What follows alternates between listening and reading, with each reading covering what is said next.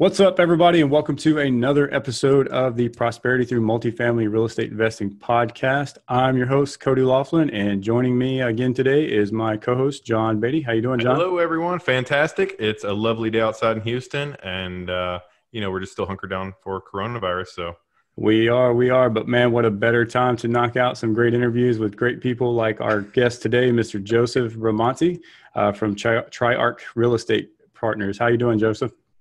I'm doing well, Cody. Thanks for having me. And John, thanks for having me. yes, sir. Absolutely, man. Absolutely. Well, before we get started, a little bit about Joseph. Joseph is the co-founder of Triarch Real Estate Partners, a wholly integrated multifamily investment company with the goal of acquiring over 20,000 units in the next 10 years. That's a pretty hefty goal, Joseph. So I'm looking forward to digging into that. But Joseph graduated with his bachelor's degree in civil engineering, in which he maintained a 4.0 GPA in mathematics. His multifamily real estate investing started in 2011 when he purchased his first multifamily property, sight unseen, all while working as a business team lead for ExxonMobil in New Guinea. Shortly thereafter, Joseph joined a local real estate education club where he met his business partners, Carrie Brenneman and Deborah Newsom. And together they grew a portfolio of over 1,100 units and have increased the NOI on average by over 80% within 48 months on every property they have acquired. So very impressive resume, Joseph. So I'm looking forward to digging in this conversation, and thanks for spending some time with us. So, yeah, no, it's just as you're reading it, and as I'm sure most guests have that feeling of, man, I really need to update that bio. But I think I'm going to take out the whole 4.0 mathematics thing. That was kind of taken out of context from my larger bio. It was just, I'm pretty good at this math thing. I'm good at numbers. That was the whole message we were trying to convey across. No, hey man, for sure. Hey, what we want you to do is share your story, man. So tell us a little bit about you and, a little bit more about your background and kind of how you got started. Yeah. So as the bio alluded, engineer by trade, went work for Exxon right out of college. I moved to Houston for Exxon. I'm from Louisiana originally. I was in Houston in Cypress for about 9 months and absolutely hated it. I didn't literally care for Houston at that time because I was living out in the burbs as a roommate with one of my friends. And, Houston's a very big city. And if you don't know where to go and people don't kind of show you where to go, then you won't really like it. But anyway, was here in Houston for 9 months, and then the first opportunity I got to go overseas, I took it, and then spent the rest of my career, probably from 2009 until 2012, overseas, working on some really cool projects. Did a year in Australia and then 2 years in Papua New Guinea, and the last 2 years is where I made the bulk of my money in order to purchase that first apartment complex. So my lifestyle in those 2 years was pretty similar to everybody's lifestyle today. Being quarantined, I was living on a camp. I had very limited resources, limited things I could do. I had my apartment and I had my office, and that was about it. So I was really bored, and my managers at the time were investing in these rent homes, these really like crappy $60,000 houses that they would rent for, a couple $100. And that was, that's all they talked about when we were hanging out together. And we did a lot of that because there was nothing to do because we were so bored. So I looked into it, downloaded some ebooks, read them. My interest was piqued, and I was a bit of a show off. So I figured, what, they're buying they're buying houses. I want to try and one up them. So I went and looked into buying an apartment because, why not? And besides, that's also what the books had told me, that, houses were great on percentage wise, it crushes it. But from a volume perspective and from an appreciation, a kind of income approach appreciation, apartments are the way to go. Now, the harder thing with apartments is there's a higher barrier to entry, but fortunately for me, I was making very good salary at Exxon, so went and bought my first one with another employee there, sight unseen, while living in Papua New Guinea in 2011. So that was different environment as well. You know, the housing market is still coming out of the crash. I purchased it for $25,000 a door, which is unheard of prices. You can't even, you just can't even do stuff that anymore. It's really incredible.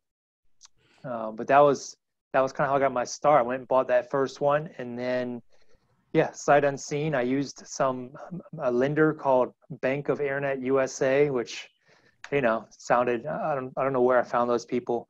And then used some other similar sketchy sounding insurance company, and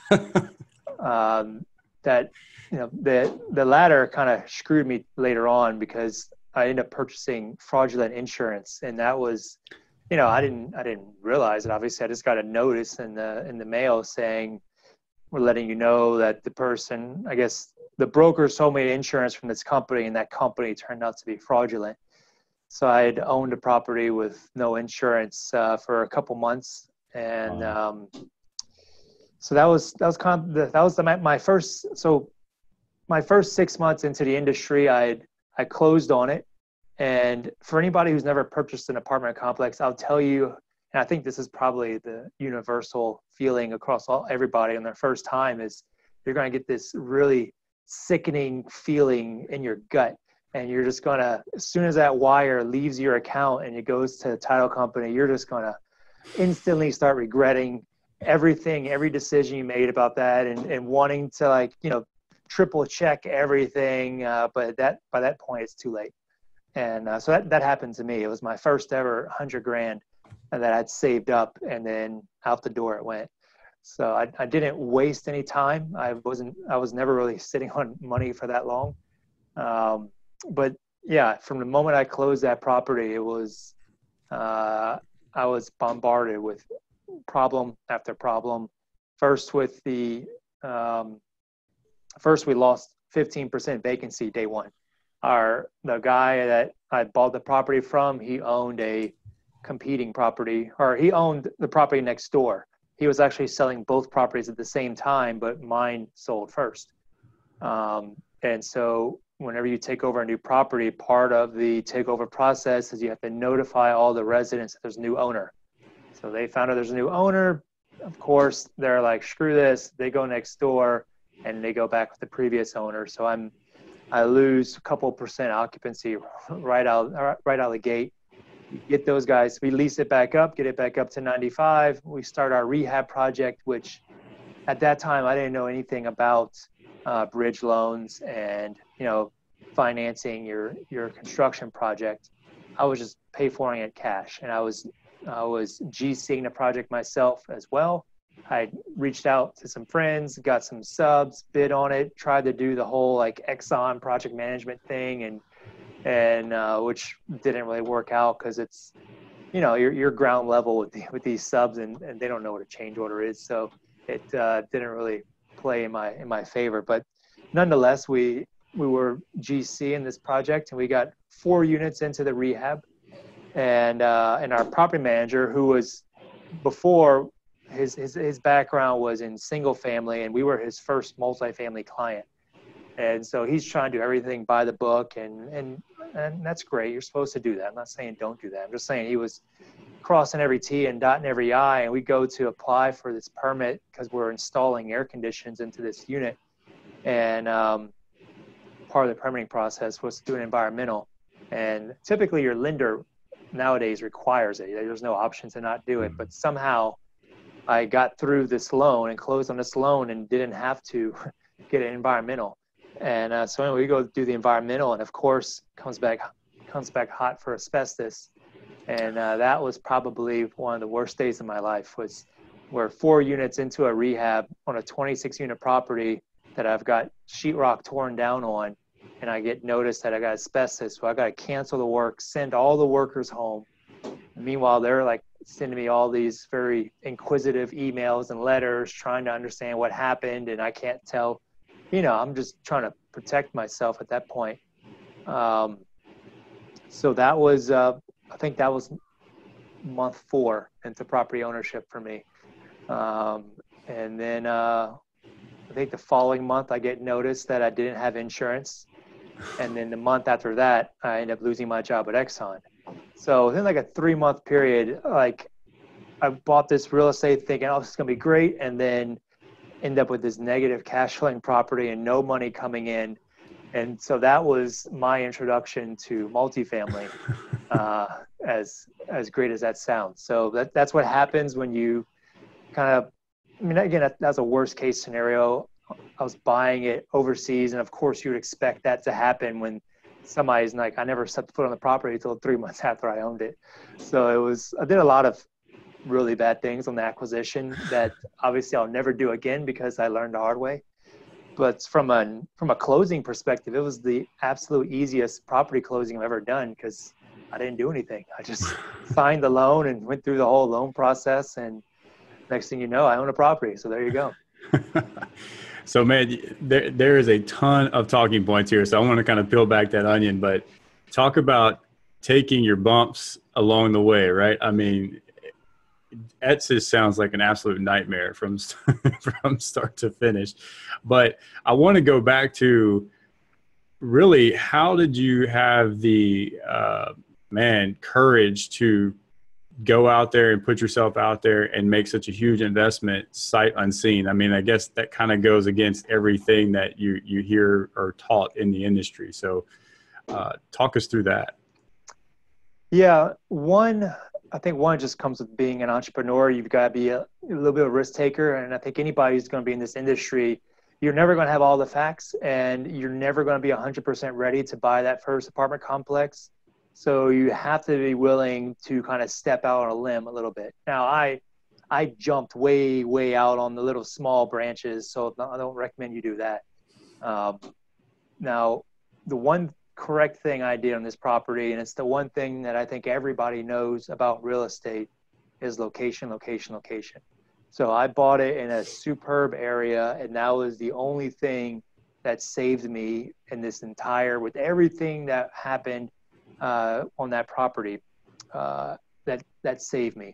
And the other thing that saved me was I bought it at like a 12% cap rate. You know, this was 2011, 25,000 a door.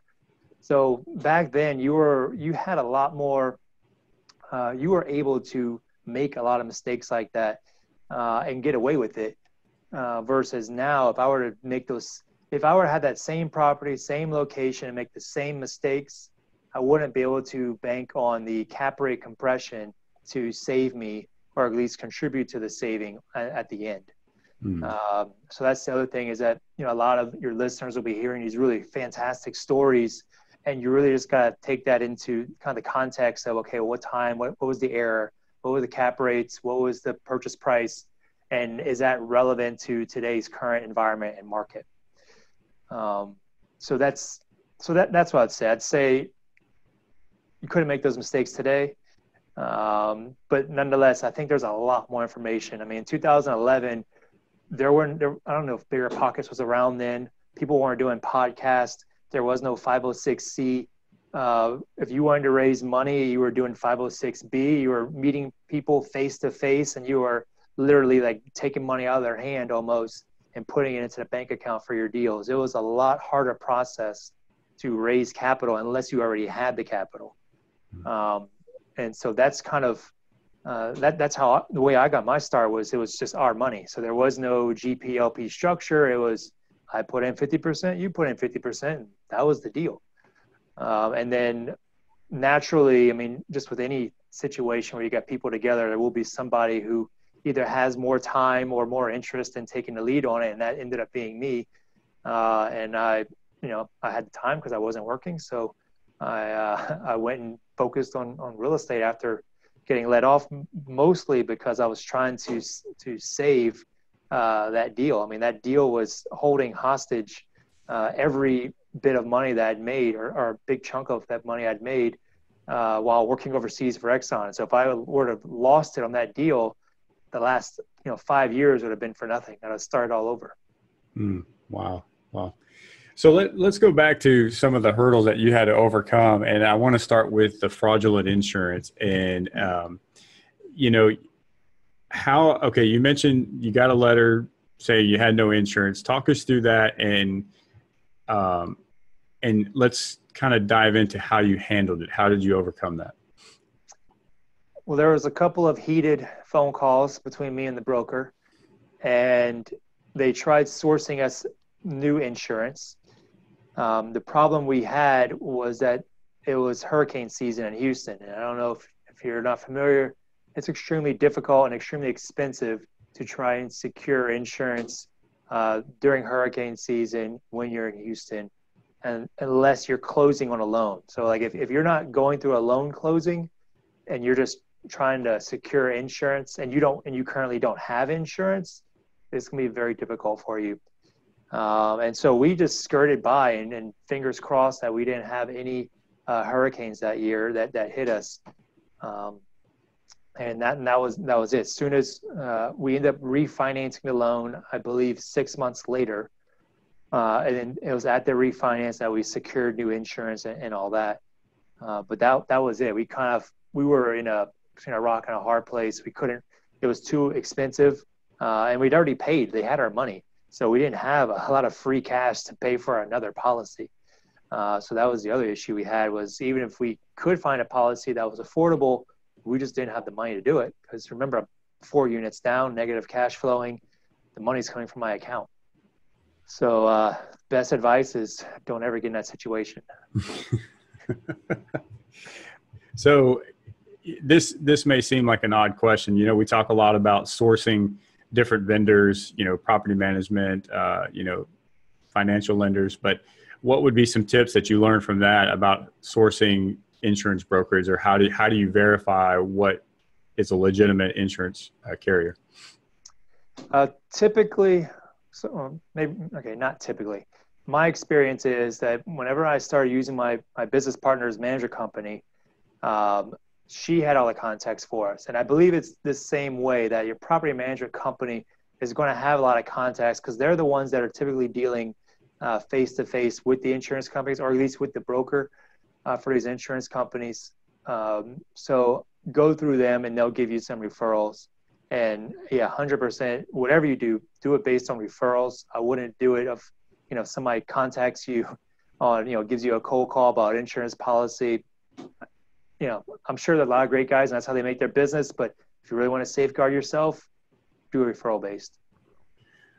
Yeah, absolutely. And I think most people, you know, I can't stress that enough about, you know, being able to rely on those referrals from any vendors that you really want to work with and build your team. It always helps to have, you know, somebody that you trust and can depend on that has a good contact, like you said. So just as a way of verifying. But okay, so you got over that hurdle. You refinanced. You got insurance. Then you run into this asbestos issue, or maybe this was just right prior to your refinance.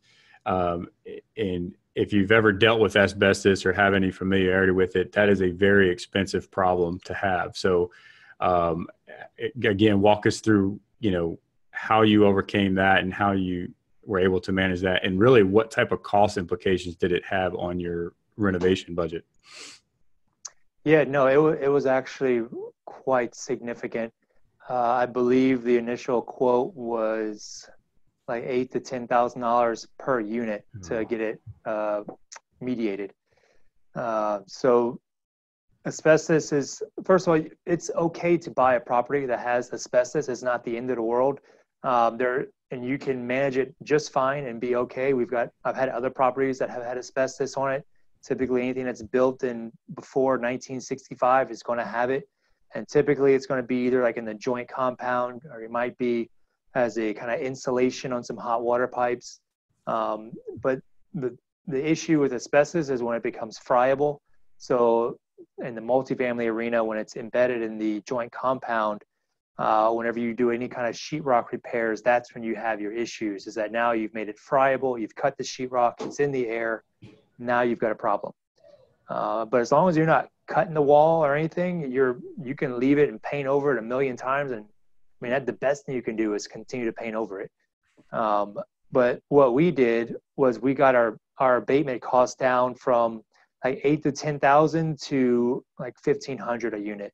And we did that by decreasing the scope and to only abate the areas that it had, to only abate the wet areas. So these would be areas or walls that had plumbing in them, because from a long-term perspective, from a long-term perspective, the only reason you would need to cut and get into the wall is because of a plumbing leak.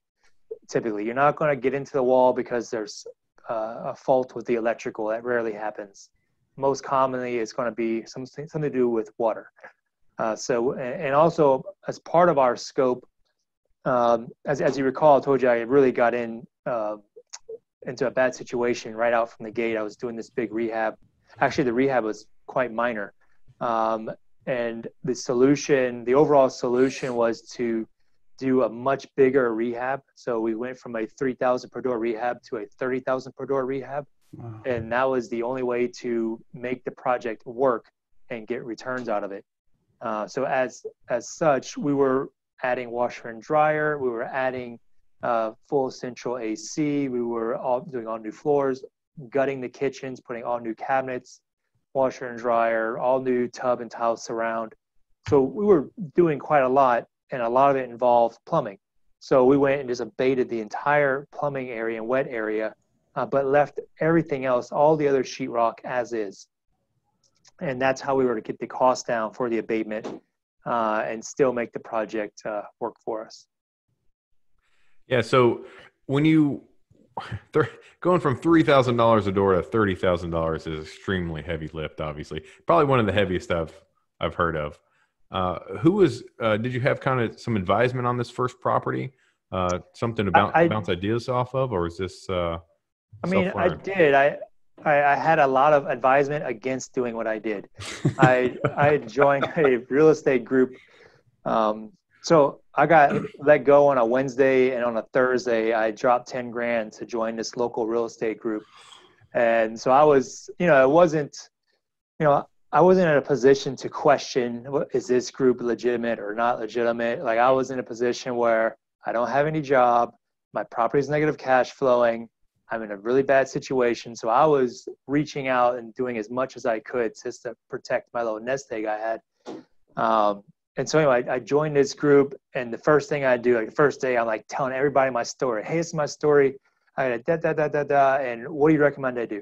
And like everybody, I think one person agreed with a big rehab approach. Everybody else, sell the property, take a loss, learn your lesson. But that was my first ever money, so I wasn't about to lose it. The chance of me making that back, in my mind at the time, I was like, I'll never be able to do this again. Double down.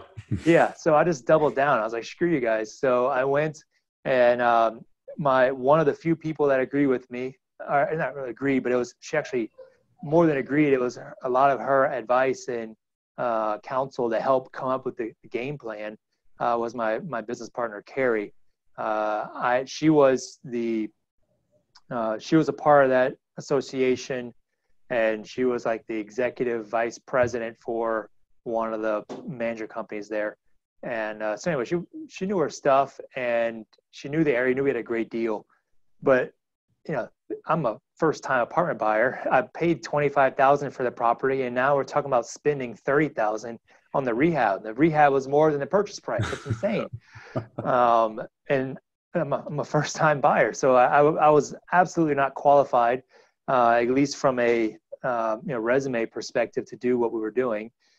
But yeah, we did it anyway. And and then to make it even worse, I cashed out my 401k to secure the loan that we needed to get the bridge loan to finance the rehab. So not only was I invested with a lot of equity, I cashed out the last bit of equity I had and dumped that into the deal to secure the new loan. So like you said, John, I doubled down. Yeah, you were all in at this point. You weren't even doubled down. Yeah, I was all in. You took the hit on your 401k penalty too, right? Oh yeah. Yeah. Well, I got to tell you, Joseph, the more and more that we continue to go through your story, I mean, I'm just blown away just by the courage and the fortitude it took for you to be able to, as you mentioned, just completely double down, all in, everything on the line, and against the advice of others who probably had more experience, still stick it out and say, I'm going to make this succeed and I'm going to get through this, and you stuck it out. So just big kudos to you, man. That's awesome. And I'm not advertising or suggesting that people don't listen to the advice of others, but you do have to understand of where their advice is coming from. And so all the advice that I was being given was from people who had came through the crash and were, their version of a value add was painting the walls and putting new floors. I was talking about doing basically major open heart surgery on this deal and completely changing the whole interior. And sure, it can be done. I mean, typically it's done when you see those HGTV movies kind of flip this house, but I was doing it on a, 26 units. So again, I think now I would probably have listened to their advice more, because now the multifamily market and industry as a whole is a lot more mature than it used to be several years ago, or 10 years ago when I was doing this. And there are other people who've done big value adds, so now it's not as unheard of to do that. Would you have done this in today's environment? Or excuse me, let's rewind. Maybe 3 months ago, pre-corona. So I am currently doing a $37,000 per door renovation on a 220 unit property. It's a $8.3 million total rehab. So to answer your question, yes. Absolutely. Okay. So that's definitely, sounds like you've got all the war stories from the first one, so you can just kind of rinse and repeat and just cut out the bad parts. Yeah, I wish I could redo the first one, because I would have just absolutely smashed it. It was a home run, especially with, I was given so many advantages as far as the purchase price and the cap rate compression. Like, I never knew the cap rate was going to compress like the way it did. But now it's now you really have to know what you're doing, because the people underestimate the value of that cap rate compression. Like, and even worse now, my concern is cap rate expansion, because it doesn't matter how much value add you do to a property, you're never going to outpace an expanding cap rate. And so that's kind of the risk that, I'm not sure if we have as much risk of that now with LIBOR being zero, basically. But, that was part of the risk that we were looking at prior to the COVID crisis. Was we're seeing interest rates climb, we're seeing cap rates start to creep up as well with it. So that was, those are the, we're in different environments now versus before. But absolutely, I think value add deals, if you've got a very solid value add approach and you're genuinely, and genuinely is the wrong word, but you're, adding significant value to the property and increasing rents more than $100, and it's justifiable. It's not like you're just, you just pulled this number out of the air and you said, I'm going to increase rent $100, and it's not based on anything. The rehab we're doing was absolutely based on a property next door that was renovated to the same exact degree, and their rents were $500 higher than ours. So the deal we're doing right now, while it might sound really bold at $37,000 per door, it was a copy paste as far as I'm concerned. I just walked next door, sent my GC next door. I said, hey, copy what he did. We're going to put our own touch on it, but we're going to make our units look just as good, if not better, as theirs, and then match our rents to be just below theirs. So we're going to undercut them on rent and have a better product. Yeah. You had a validated business model to copy from. The Tony Robbins approach is, model success, and yours was right next door then. Yeah, I don't know if I was bold enough to do what the neighbor did. He was the first guy to do it, and that's 100% flying by the instruments, and looking, hindsight being 20/20. Yeah, of course it would work there, but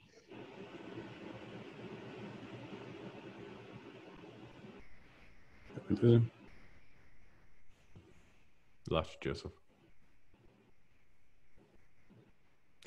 Well, in the meantime, I'm going to ask Joseph. The next question up is when we reconnect with him.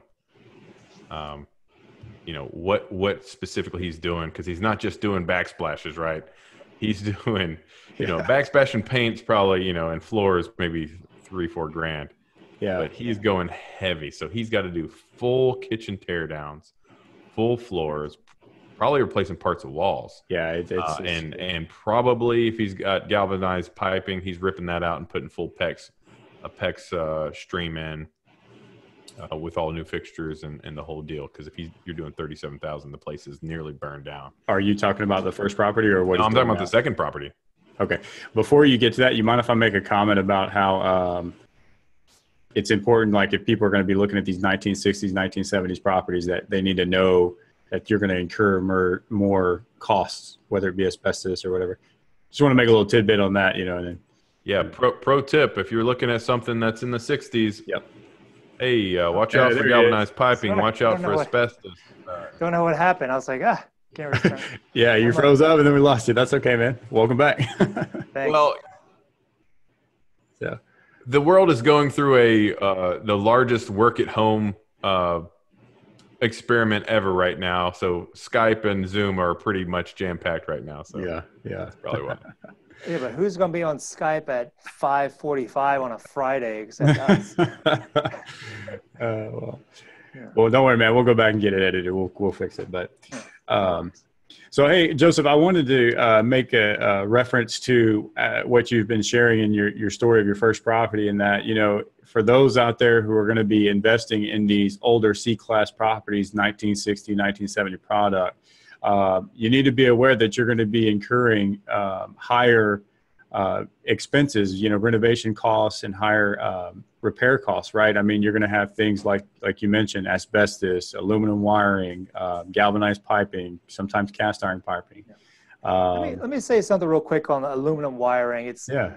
I don't know why it's gotten such a bad rap, and I get it. It has caused a lot of fires in the past, but as long as your property has Kolar, pigtails, I really wouldn't overly stress about the aluminum wiring. I mean, hope there's no sellers listening, but I will stress it as more of a show whenever I'm buying a property. I'm like, oh God, aluminum wiring, that's the worst. You're killing me.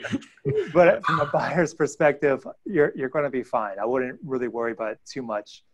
What are your big items for you that you're looking for? I mean, that you know you're going to have to fully replace in that type of product?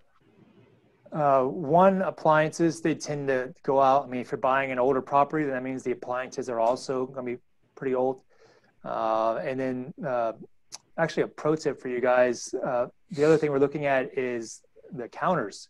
I know there's a big wave of people doing resurfacing. It's, you know, everybody likes to resurface everything.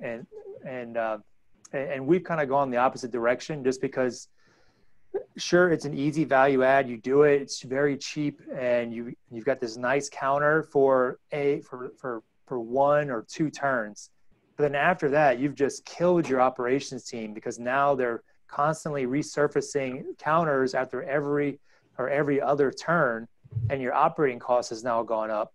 So after a couple of years, you've now cost yourself more money than if you had just replaced the Formica counter in the beginning with another Formica counter.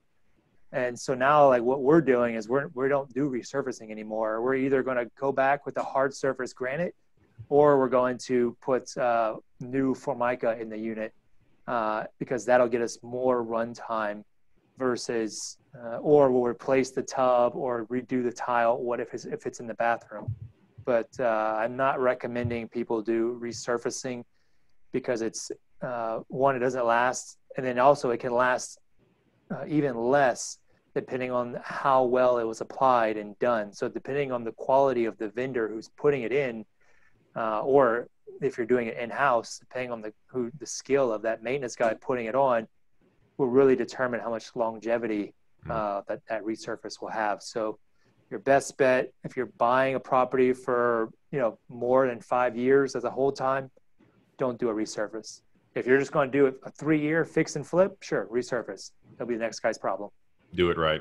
Yeah, no, that's a great tip. And just from a new buyer's perspective, you know, how much would you say installing a hard surface or Formica would be as opposed to resurfacing it? Is it, you know,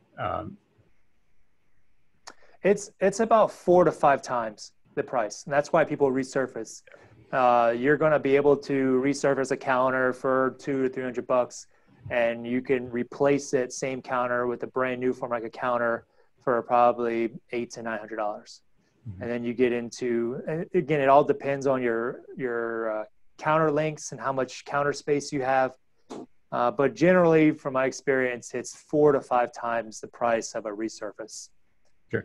But, the one thing to add to that is you want to look at the value that it creates by installing that, right? So if you can get a $50 rent bump on, granite versus, resurfacing, in the end, that's only going to increase your value throughout the entire project. So that's But the other thing, Cody, is not just the rent bump, it's the expense decrease. Because if you're buying a property that has resurfaced counters, then you're going to see a line item on there that says resurfacing. So if you were just to simply go in and replace all the counters with granite, you're not only going to get a rent bump of maybe 20, 30, even $50, but you're also going to decrease your expenses on an annual basis because you're not resurfacing anything anymore. Absolutely. That's a great point. Great point. So let's talk about plumbing real quick. Kind of curious on galvanized. I mean, are you running PEX throughout the whole units when you're doing these full rehabs and taking out the cast iron and whatnot, or what's your approach? We're doing full PEX, and it's it's crazy. It is it's great, by the way. I mean, it's very easy to do, but it's super expensive. Our cost just for plumbing is about $5,000 a unit, just to replumb the whole unit. So you're not going to replumb. I mean, you may never replumb an entire unit because it's so expensive, and that it's almost never going to outweigh the cost of just fixing the pipes as they break. But in our situation, we made the decision to go ahead and do the full replacement because we were going to such a high level, such a higher level of profile of tenant that we wanted them to stay in the units more than one turn. Now, one of the things that you'll experience when you get these older properties is low water pressure. So if you, just because they get old and they get clogged up, and the quickest way for especially a higher profile resident, if you want them to turn that unit within a year, is you get them into a unit that has low water pressure. They're going to be there for the year, and then at the end of the year, they're going to leave, and they may never tell you anything, but water pressure is a big deal for a lot of residents.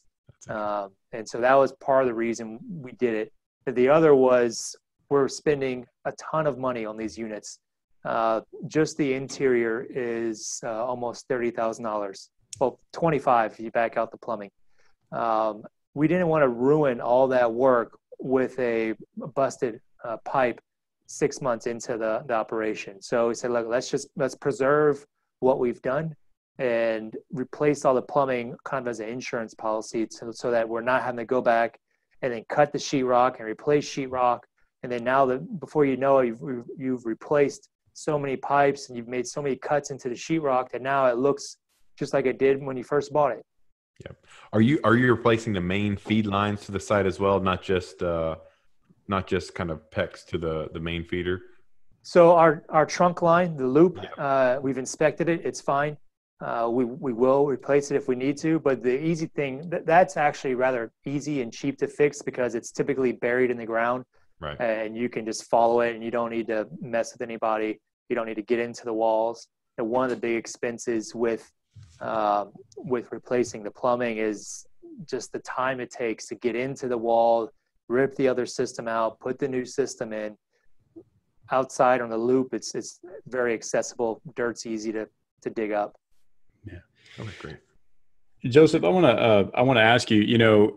This is a massive renovation cost when you're talking about $30,000 per unit. I mean, this is a heavy lift, as John alluded to earlier.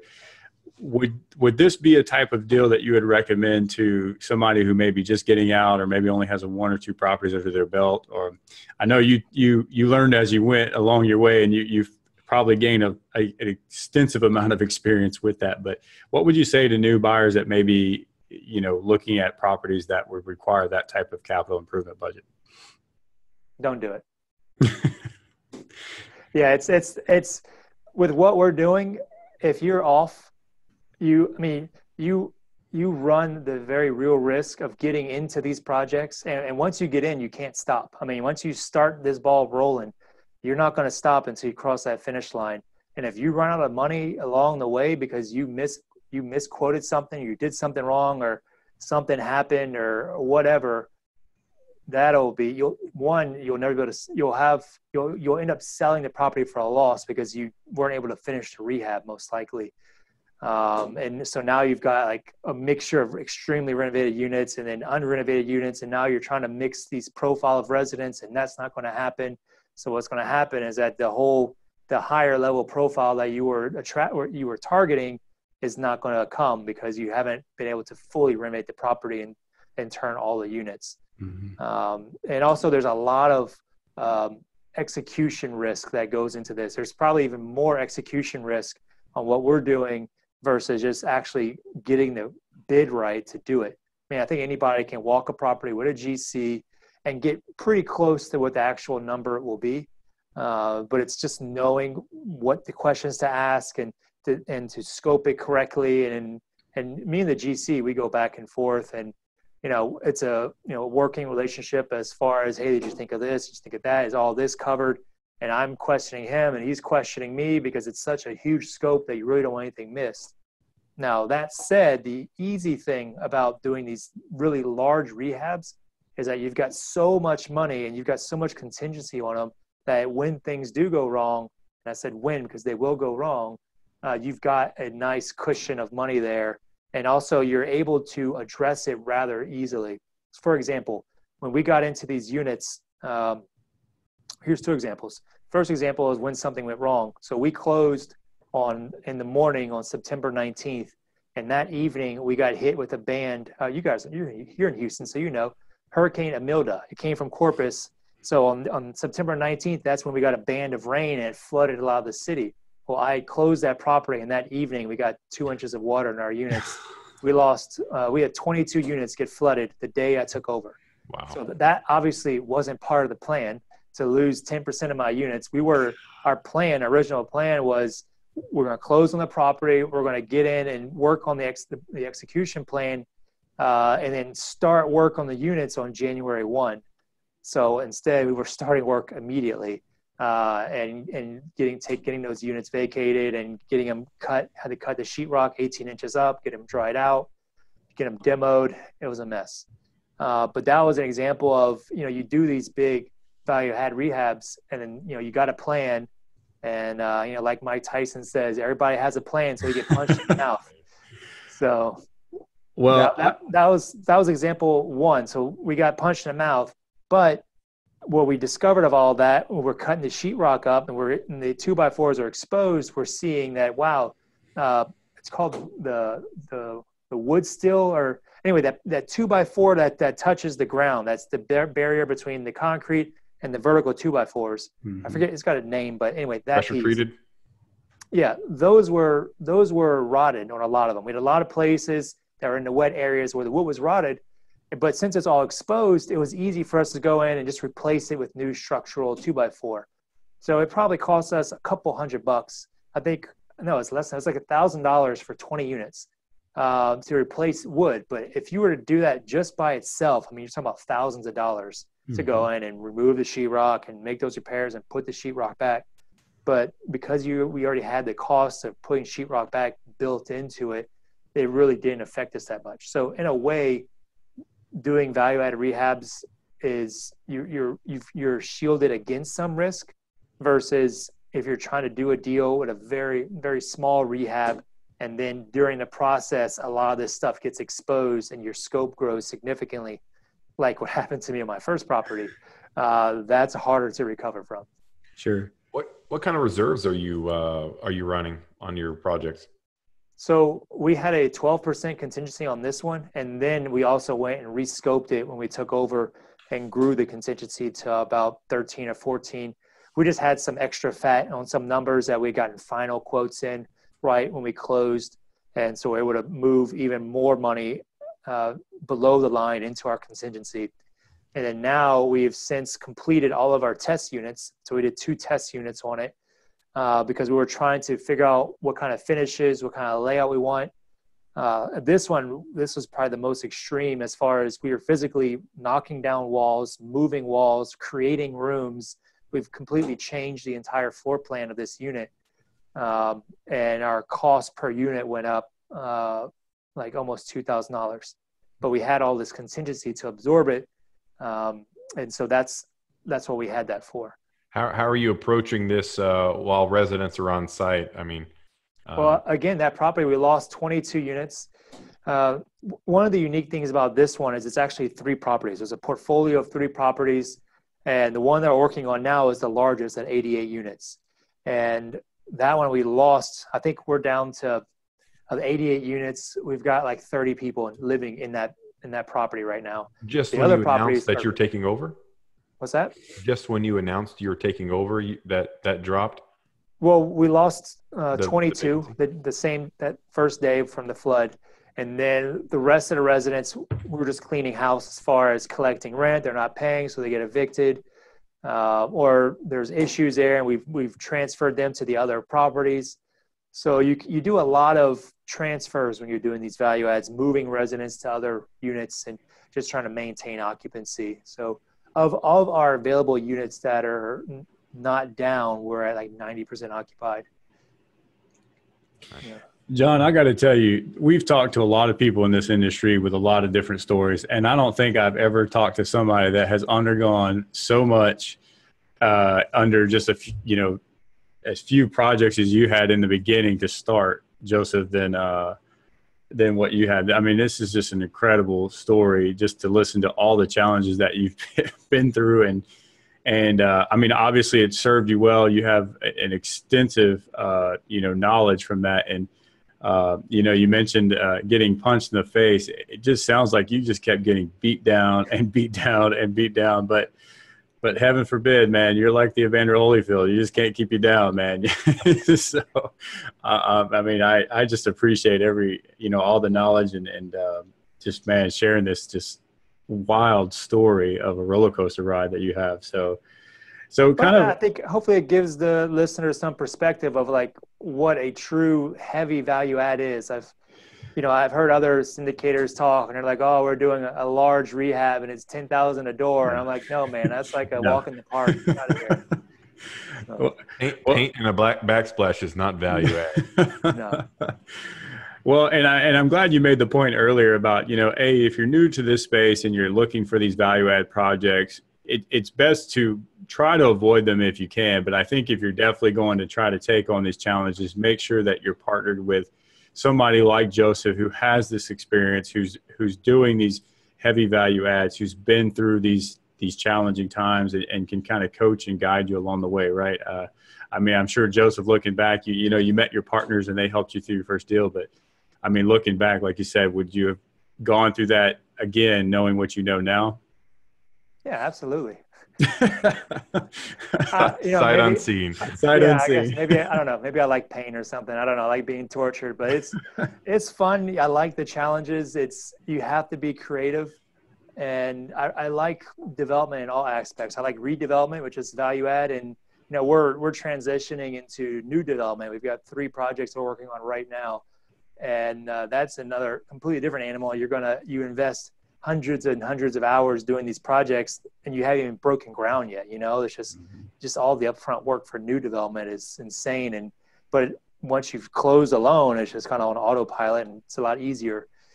And then redevelopment value add is, I like it because you have to be creative and kind of answer one of your prior questions. In today's market, we're not going to see cap rates compress like they did in the past. I think they're going to expand. And so I think the only real way you're going to be generating value is by having this skill of being able to do these value adds and being able to go into properties and force depreciation by going in and doing, major kind of surgeries and renovations to these properties that, it's a skill. It's not something that you just say, oh, I'm just going to do this. And it's definitely an acquired skill, and you've got to know how to not only quote it and get the right scope and make sure you've put the right contingencies in place, but you also have to know how to execute under it and manage all the different things that are going to come your way during operations. Manage, losing 10% of your units on the first day you own the property. I mean, you got to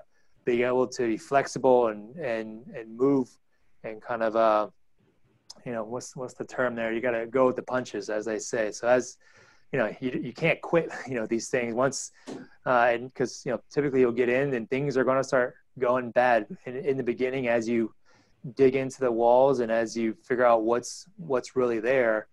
And you just have to know and have the confidence to push forward and have not only confidence to push forward, but that you will have the experience and the skill set, or at least partner with people who can help find the solutions to these problems as they're arising. And it's just a game of whack-a-mole. As the problems come, you just got to keep knocking them down until you get across the finish line.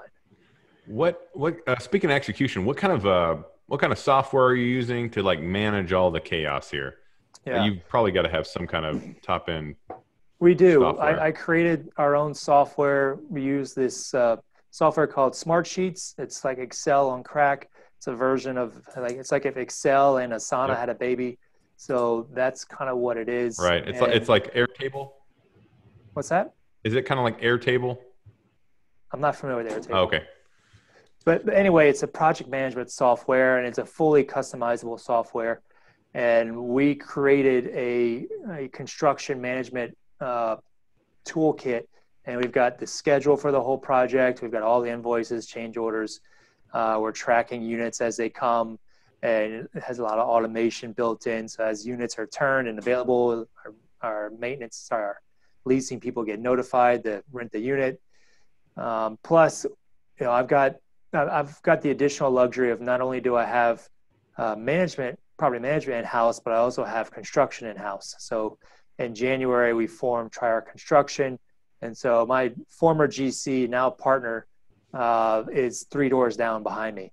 So we have weekly meetings, and not only just with him, but with the property management folks.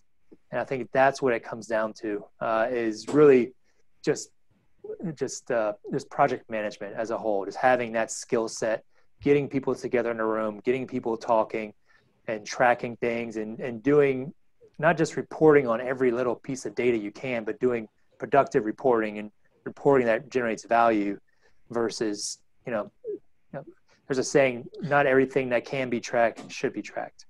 So I think a lot of people will, we also do fee management, and I see weekly reports from other owners, and I'm just, I'm no expert, but some of the stuff that they track, I just, like what value are you getting out of these things? There's no value here. So you've created work for your manager who's on site, who's going to give you this little piece of data, and you're not going to do anything with it, but bury it in your report and maybe never use it. So anyway, just be efficient with your reporting, and that's all I got for that. Well, I can imagine just everything that you've gone through. I mean, you have to be efficient to just, again, go through every hurdle that you've had to undergo throughout your career. So, man, I'm proud of your success and being able to weather the storms that you've gone through. So, and we're going to give you a call if we find a huge value add, because I don't think that's something we want to take on alone. Absolutely. Well, I'll do you one better, John and Cody. Y'all are in Houston here with me. I'll give you a tour of my property. Oh, I'd love that. Oh, absolutely. Oh, yeah. We've got the test units done. You can come into a unit. We can maybe videotape it for your viewers. Yeah, that'd be great. And show you guys what a big kind of value add looks like, and I'll walk you through everything we're doing. Man, that would be awesome. Definitely looking forward to that. We'll have to do that soon too. Yeah. So. Yeah, we've got some time after the quarantine. 6 feet and all that. When they let us back out in the public, right? Yeah. Well, man, Joseph, listen, I would love to spend more time with you, man. This has been just a great conversation, but we're kind of getting near the end of our time here. But, I definitely would love to have you come back and speak to the contracting side of this, or like you said, the construction side of this, and kind of how you built that business. And so we'll look forward to having you back in the future to discuss that. But I have a few more questions for you, if that's all right. Sure, and then we'll wrap up here. So what do you do for your continued education and learning to further your investing career? So I'm a big proponent of CCIM. That was one of the organizations that I was taking classes with during my 6-month hiatus when I was unemployed and I had that negative cash flowing property. So I took a ton of their courses, and if not for this coronavirus, I would have been getting my CCM accreditation this March or April. So that was canceled, and I'll be taking the final exam in August or September in Chicago. But big proponent of them. Also, if you're a syndicator and you're buying deals, I think underwriting deals, like getting actual experience, and just realize that you don't need to buy a deal to underwrite a deal. Meaning you can underwrite every deal in the market. Doesn't mean you have to buy it. And any broker will give you financials, especially if you're upfront with them. You say, hey, look, I'm not a buyer for this deal, but I would like to see the financials. You sign their CA. You tell them that you want to underwrite it and give them what you think you could offer for it. Imagine you had, you won the lottery and you had all the money there. And what I did in the beginning when I was really honing my skills for underwriting was I would underwrite these properties and I would follow up with the broker afterward. I'd be like, hey, what did it trade for? And they would tell me what it traded for. And then I can kind of reverse into, okay, well, I was at this number and it traded at this number. So how do I close that gap to be more competitive? What did this buyer see that I didn't see? And so that's how you can really hone your skills as far as the underwriting and get really good at it without any risk to you at all. That's a great tip. Those are my tips for that. Who has been your biggest inspiration that has helped you grow in your business? I've got professional business coaches, and I've also got a mentor that just a guy I met. His name is Greg Finch. He's from one of the he owns this company, Hilltop Residential in Houston. He's got tons of experience, 20, 30 years, I think. And they're more of the Class A. He's kind of where I want to be. He took me under his wing. I reached out to him and he responded to me several years ago, and we meet on a quarterly basis. We just talk shop. We have coffee and we talk different things, and he tells me what he's doing in his business. I tell him what I'm doing in my business, and very respectful of his time. And I think, so that's, and that goes for anybody, any syndicator that's kind of getting a mentor. I think that people are willing to mentor you. But I think you just got to be respectful of their time, because typically you're going to be going after somebody who's going to be very experienced, and if they're very experienced, that means they probably don't have a lot of time because they're probably busy doing a lot of their own projects. And so I think, meeting with somebody on a quarterly basis, or at least setting the expectation, if you reach out to them, say, hey, would it be okay if we meet and then maybe meet again in another 90 days? And, don't make it so, I've had people come up to me and they really kind of overwhelm you sometimes. And it's like, whoa, buddy, I work too. I can't full-time coach you. So sure. No, that's great advice, buddy. Great advice.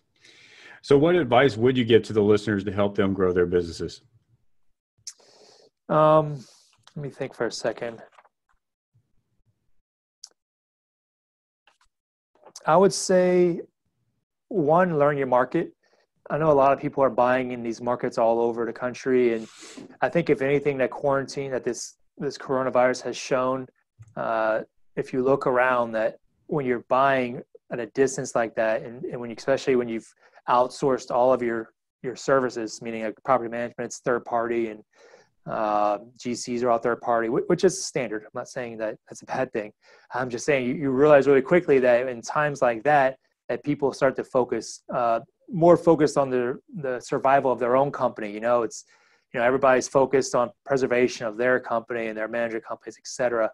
And asset management is likewise. So I think that when you're doing, when you're getting out into the field, my recommendation is to kind of stick in your market. I think that when you go nationally, you really run a risk of buying badly.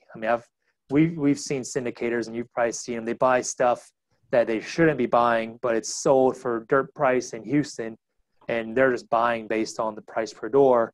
But there's a reason it's maybe $50,000 a door, because nobody wants it, because it's a piece of crap property. And so I think, but that's the risk you run as an out-of-state buyer operator, is that you don't know really what the good markets and bad markets are. And so there's a risk that you could buy into a bad market, or a market you wouldn't want to buy in. So my advice is learn your backyard, unless your backyard is, just some tiny town that doesn't even have a single apartment complex. So in that case, I would say move somewhere else and go to a city that has apartment complexes that you can start a business in.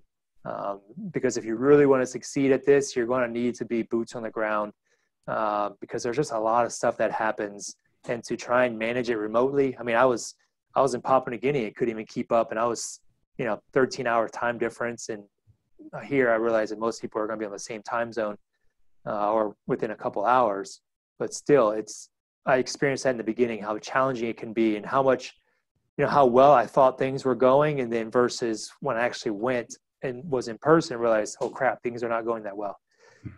So that's kind of my advice. If you're just starting out, you're just trying to grow, then grow in your backyard, join some meetup groups. I think there's just a plethora of avenues for you to learn, and don't be afraid to spend a year learning. I mean, if you're talking about making a career out of this, where you're going to spend 30, 40 years doing it, what is 1 year where you're just sitting on the sideline learning? Maybe you're doing passive investments in some deals, because that's the real, other than actually doing books and whatnot, learning, actually investing in somebody's deal is the second best way you're going to really learn the industry, I'd say. And then the last step you can take is actually buying a deal yourself, versus, so if you're just going to sit on the sideline, I'd rather you at least get the courage you need to buy that first deal, invest in a deal. And then you can kind of get the flow and you can see how things go, and versus just watching podcasts. Really get into a deal, and maybe, if you're fortunate and the syndicators open into it and the deal is small enough and he's got a few enough investors that you'd be able to, pick their brain and be more of an active investor in the deal versus a passive investor. So I think, yeah, spend the first couple months, if not year, really learning the industry, because now more so than ever, as we mentioned, cap rates aren't compressing. You're not going to be able to bank on the market bailing you out. If anything, the market's going to be working against you as the cap rates go up. And the deals are getting tighter. So you can't make the mistakes that me and many other syndicators made in the past. You have to almost get it right from the beginning, just because you make those mistakes, it doesn't take much to make a deal go from a 16% IRR down to a 10 or 12% IRR. Just a couple of errors or underwriting could really screw the deal. Sure. All right, Joseph, where can the listeners go to connect with you and learn more about you? So I'm pretty active on LinkedIn. Reach out to me, Joseph Bramante. And then otherwise you can check out our website, triarcrep, TRIARCREP.com. We've actually got a new website rolling out, so it'll be, depending on when you're watching this, it should go live in a couple of weeks. We're excited about that. You can also shoot us an email, info@triarcrep.com. And then I'll reply back. I've got a calendar link as well. I think it's actually on my LinkedIn account. If you want to schedule a call with me, check me out on LinkedIn, and you'll be able to find my calendar link right there. We can link up on the phone. I'm really open to meeting people. The other thing you'll notice if you check out my LinkedIn page, I've got videos. We've done kind of like a flip this house video where we've done detailed walkthroughs. Like 20 minutes, 2 episodes, 20 minutes each, walking through 2 of our test units, explaining in detail every little thing that we did with me and the GC. So if you really want to see what a kind of a value add, what it looks like, a heavy value add, look me up on LinkedIn, look at that post, and hope you enjoy. If you have any questions, reach out. Well, Joseph, you've been a great guest, man. This has been an awesome interview, and we look forward to having you on again. So thank you. Yes. Thank you. Thanks, Cody and John. All right.